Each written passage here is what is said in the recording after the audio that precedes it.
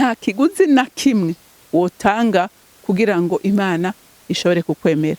Haleluya. Ikintu kimwe ushobora gukora ni ukwizera amaraso y'umwana wiwe. Haleluya. Ukizera ko Yesu Kristo yapfuye kugira ngo wewe ubashe kuraga ubugingo budashira, ubashe gusubira kunywana. Haleluya n'Imana.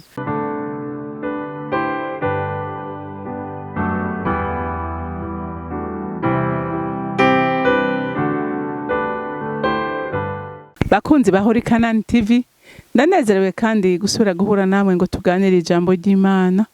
Ariko imbere yuko dutangura kuganira, reka dusenge. Mana yanje, mwami Imana, ndakiye bugufi imbere yawe ubugira kandi Imana. Nje ngushima kandi nkuninahaza ku rukundo rutangaje wadukunze mu kuduha umwana wa Yesu Kristo wapfe ku musaraba ku bwacu kugira ngo uyu munsi duhabwe kwizera biciye muri we. Warakoze wa Mana we, kuko twese twakoze ibyaha bituma tudashobora guhimbara umutima wawe, ariko kubw'impongano y'amaraso ya Kristo twahindutse abana b'Imana, tubabaraganwa nawe. None muvyeyi mwiza, turabigukengurukiye cyane. Waratukunze kandi unezereza imitima yacu uko bukeye nuko bwije.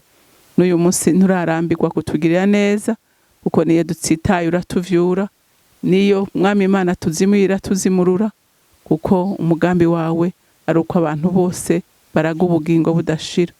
None mwami Imana, ndagushimiye kubw'ubwo rukundo n'ubwo buntu, icubahiro cyose n'amashimwe yose aba yawe. Nkaba ndabisenze ndavyizeye ko vyumvise mu izina rya Kristo Yesu. Amen, amen. Ijambo rero Imana yampaye kuganira namwe uyu munsi iravuga ngo nta muntu ashobora guhimbara umutima w'Imana atizeye umwana wayo. Haleluya.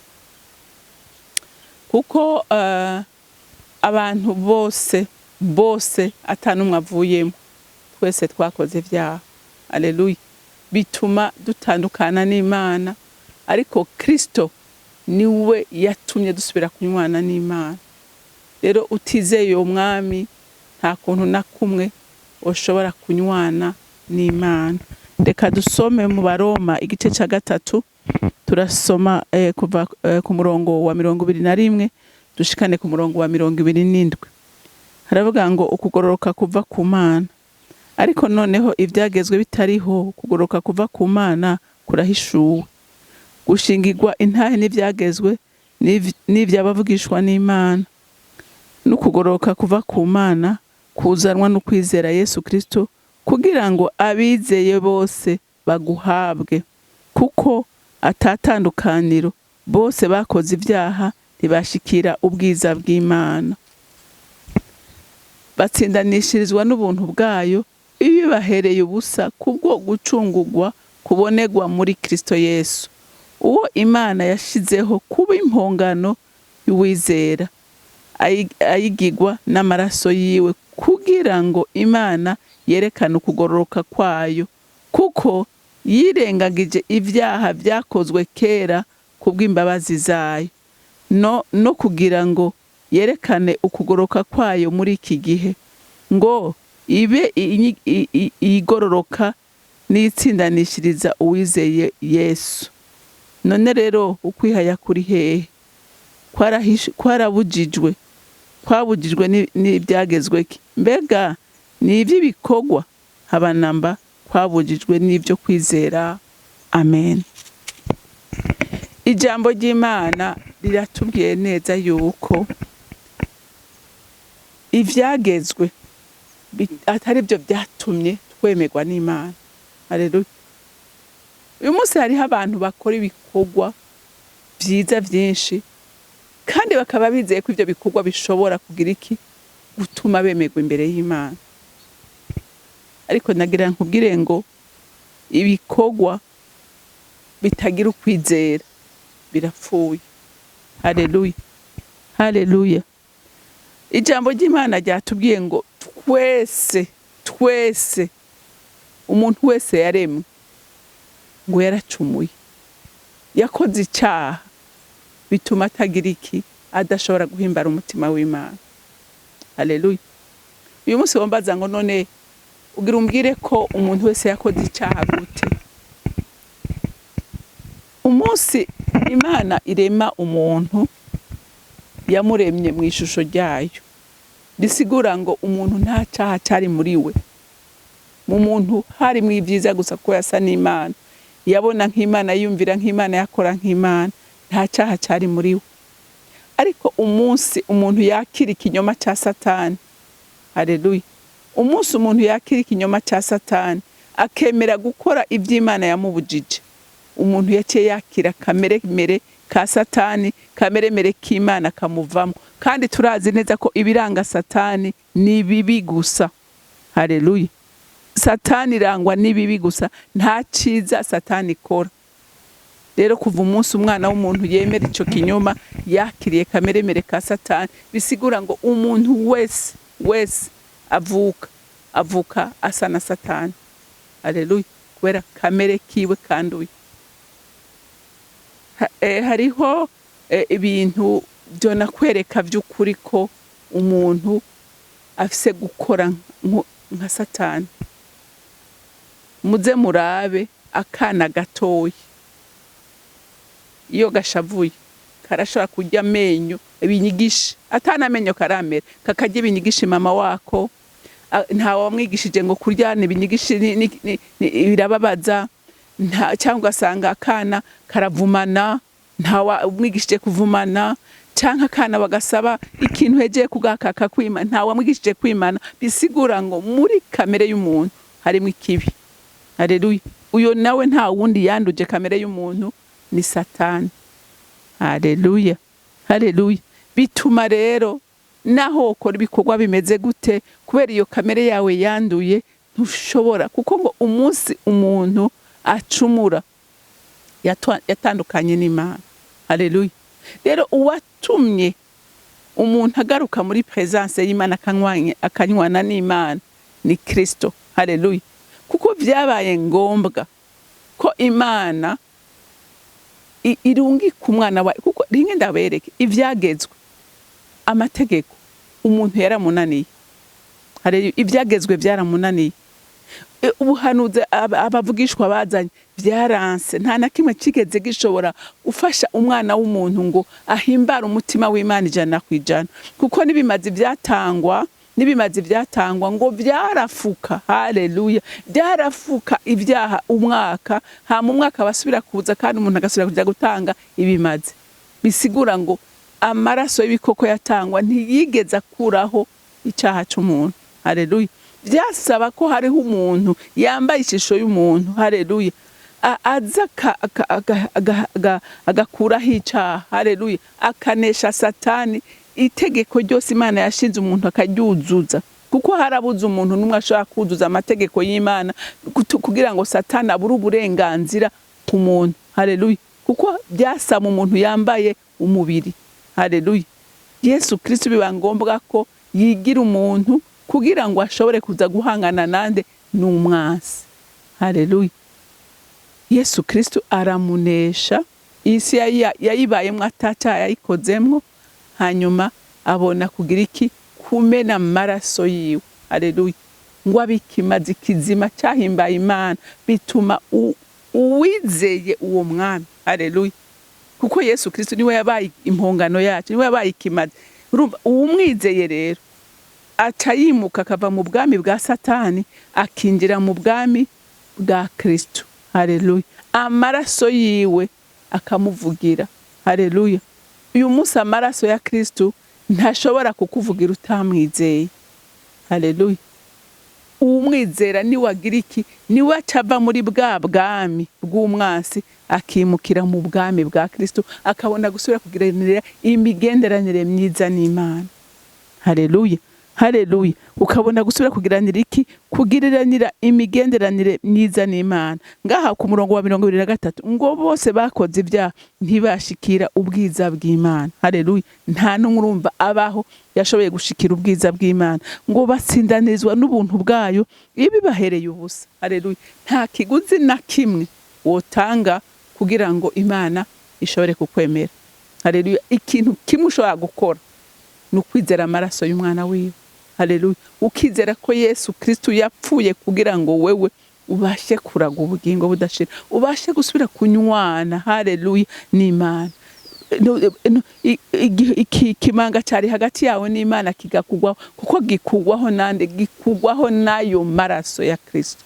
Haleluya, haleluya. Ngo batsindane n'ubuntu bwayo ibahereye ubusa kubwo gucungurwa kubonerwa muri Kristo Yesu. Mwumvise, twemegwa kubera iki? Kubera ugucungurwa kubonerwa muri Kristo. Niwe yaducunguye, haleluya. Niwe yatubereye ikimazi cyahimbaye umutima w'Imana. Uyu munsi kavuga ngo Renilde yaranyemeye Mana, uyu munsi n'umwana wanje, haleluya. Idosiye yanyagira akayikura mu bubiko bw'Imana akayitabura, hama nkandikwa mu gitabo c'ubugingo, ngafutwa mu gitabo c'urupfu. Nta wundi ashobora gushika mu bubiko bw'Imana, ni Kristo akuvugira, haleluya. Imana itubonera muri Kristo Yesu. Amen, haleluya. Rero utamwizeye ntuwitwaza ibikorwa wokora. Ibikorwa, hariho abantu bakora ibikorwa byiza kandi bagakora ibyankwa n'Imana, haleluya. Ariko uwo yizeye umwami ahinduka kuba mushasha mu mpemu yiwe, haleluya. Kuko Imana umunsi ibwira Adamu yamubwiye ngo niwajya kuri iki giti ngo n'ugupfa uzopfa. Mbega yapfuye he? Adamu yabandanije abaho, ariko hapfuye iki? Hapfuye impemu yiwe.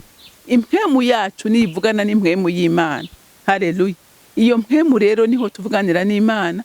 Iyo mpemu yarapfuye, usubira kuza kuyigira nzima, haleluya, ni Kristo. Umwizeye buno nyene impemu yari yapfuye isubira kuzuka kubera aje mu bugingo bwawe, haleluya. Ugashobora kugira iki? Kuvugana n'Imana.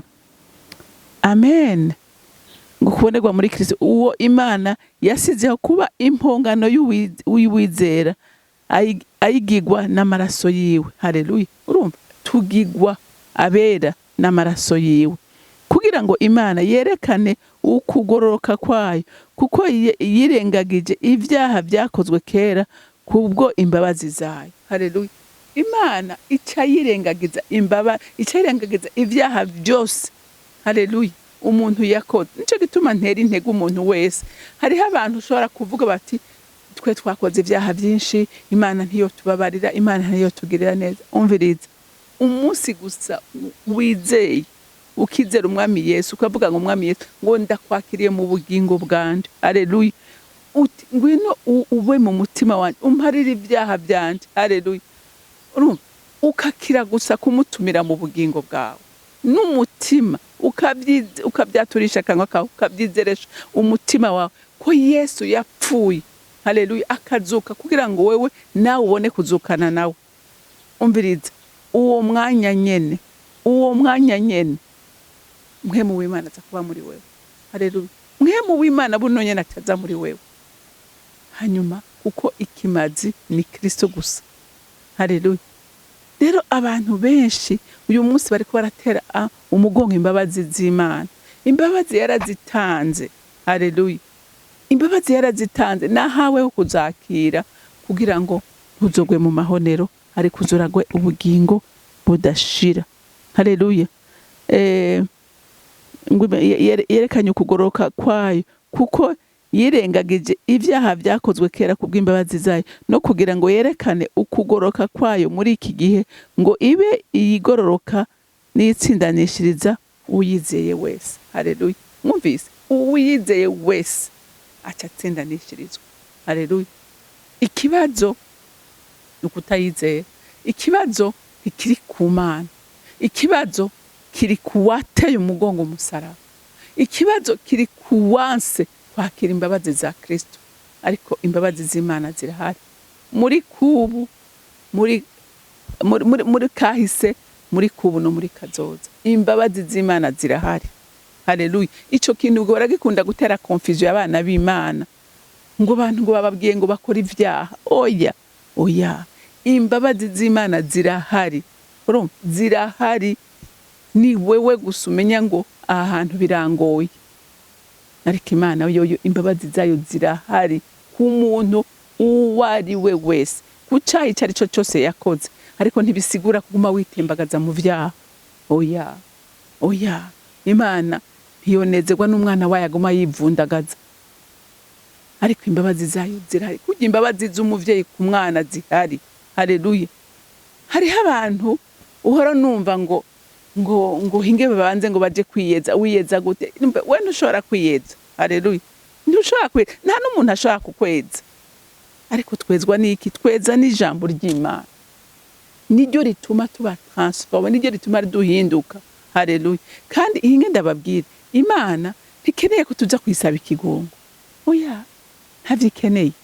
Imana ikeneye ko duhinduka, tukava mu nzira mbi twacamwo tukagendera mu nzira nziza. Ugerageze wiyumvire, uyu munsi uraje uriba, uragiye kwiba, muraje wikubise imbere y'Imana, Mana mbabarira, sintuze, urumva Imana okay kakubabarira. Bwaca ugasubira kwiba, ugasubira kugaruka imbere y'Imana, Mana mbabarira. Hirya ejo ugasubira ukaza imbere y'Imana. Eske Imana ikeneye ivyo? Imana ikeneye kuvuga iki? Ngo Mana, ubu buzima bwo kwiba burandambiye, none Mana ndasabye umpe inkomezi. Haleluya. Umpe inkomezi dukunesha iki cyacu kwiba. Ejo ushobora gusubira kugwa ntaco, ariko ukavuga ngo Mana ndakwinginze, nako gatima kaje ukatusenga ukavuga ngo Mana ndakwinginze inkomezi kunesha iki cyacu kwiba. Mana mfasha, Mana mfasha. Haleluya. Ni Imana ireintervene. Ariko Imana ntikeneye kuza kuyisaba ikigongo. Oya, Imana ikeneye kuyisaba inkomezi, kuko usaba inkomezi zukunesha ico kintu. Ukaraba amajambo y'Imana avuga ku nkomezi, ukaraba amajambo y'Imana aremesha umutima, afasha umuntu ari mu ntege nke, ukabandanya wishiramwe ayo majambo yasengeramwe. Haleluya. Imana ntikeneye kugumiza bikigongo. Je mpora mvuga, none nk'umwana wawe uyu munsi agiye atashe ijoro akakubwira ati mama mbabarira, imbabazi ntuzifise, bwaca agasubira indwi yose igahera ataha ijoro, uratebuka uvuga uti sinkeneye kusubira kuza kumbwira ivy'imbabazi, nkeneye kuheba. N'Imana c'est la même chose. Haleluya. Hari abantu ubona bikubita imbere y'abantu ngo bagiye ntavyo kweza, nta kwezwa n'abantu nta bihari. Nagira ndaguhebuze, wezwa n'ijambo ry'Imana. Haleluya. Niryo rikweza, niryo wiyuzuzamwo rikagukomeza, ukaraba amajambo ajanye n'ikintu kigora akaba ari kuguma ugumuri kurasengeramo. Ntibikeneye kubikubita imbere y'abantu, ntibikeneye ko nawe ugumuri kurabwira Imana uyiririra. Oya, Imana yaraguhaye vyose, nahawe rero. Haleluya. Rero Imana yo mwijuru ibampera umugisha, mugira umunsi mwiza.